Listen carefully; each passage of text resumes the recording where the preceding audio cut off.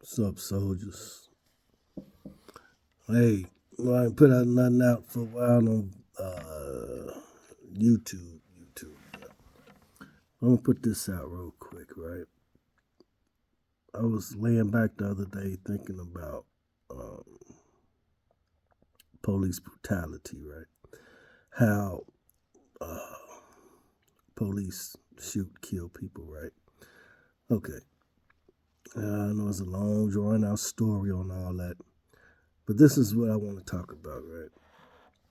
In meditation in this subject, I start going into this place, right? I started going into this place of, I don't know if you call it teaching, understanding, I don't know what you call it, but what happened is I started understanding a process that really exists that we miss sometimes, right? And what I started understanding was this, that a lot of times people that's in certain positions of authority, you can be a judge, lawyer, prosecutor. You can be the police or law enforcement officer, um, and anybody that's operating within that realm of justice, right? And so what happened is this: is that when you're in those positions, there's a responsibility that you hold and that you sign on to, and there's a certain level of knowledge that you have, and God holds you to all that. And so what he was showing me was that he was showing me that a lot of people in this area has already been judged according to the murders that they've caused, right? And I'm gonna do a study. I'm gonna do a study. It's called "Who Killed You?" You know, and what he was showing me was that a lot of people conscience already been seared in this system, in a judicial system, whether it be from the judges, DAs, lawyers, defensive attorneys, um, law enforcement personnel. A lot of them will not have room. They don't have room for repentance anymore, just because of the coldness or the callousness of of the murder. To say, for those that know what really happened and still found people not guilty, to say won't persecute or covering up certain things, man, I tell you, and he was showing me through the scriptures how he dealt with people in authority um, differently. He even told Pilate that he wouldn't have no authority over him unless it was given to him above, but those that gave him into his hands, into Pilate's hands, he had the greatest sin, right? And so you even find Judas being that close to the Lord, where he crossed over and he himself didn't have room for repentance anymore. No matter how sorrowful he felt, he was done. You know, and then I believe the book of James said, "Beware that you don't become teachers, because you have a stricter judgment."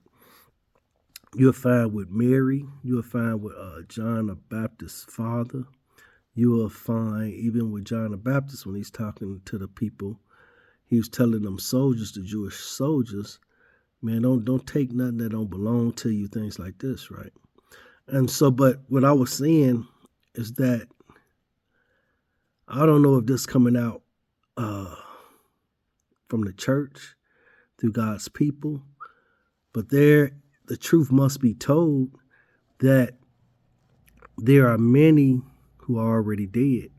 And when I mean already dead, they spiritually dead already. They cannot cross over onto salvation uh, just because of the way they murdered, the intent of their killing.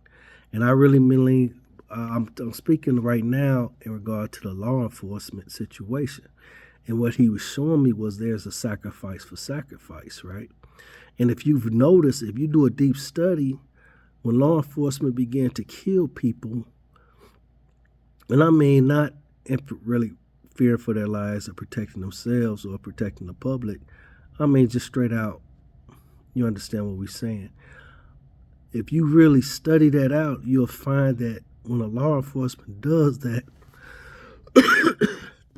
later on you'll find a law enforcement officer dead, man, lose their life, whether it be through suicide, whether it be through shootings, whether it be through accidents or whatever, right?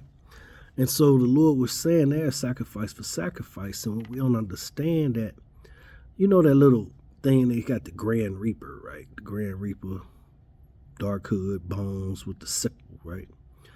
You know, and so death is not prejudice at all, right? Death is not prejudice. It don't look at race. It don't look at creed. It don't look at color. It don't look at religion. Man, don't even look at age. Death is death, and it comes for what it want to come for, right? And so if we really stand back, man, and I believe if law enforcement understood that this life is not forever, right?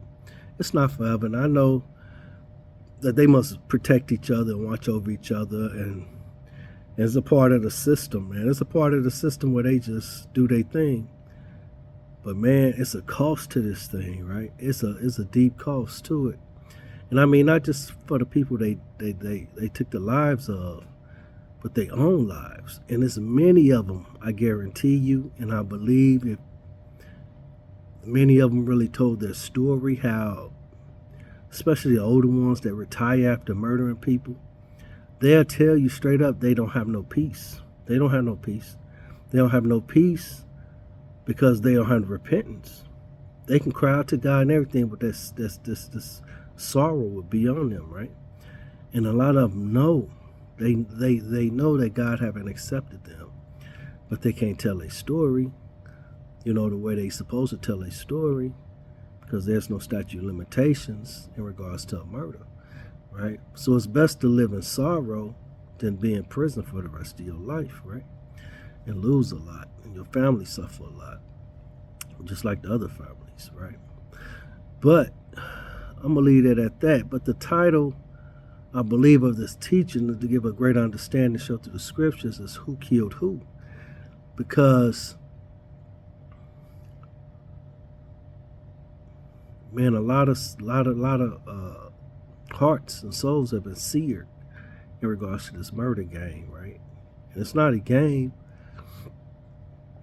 And if people can really tell the truth, they don't have no peace. They don't have no peace after doing what they did to people. And so we'll talk later. Peace.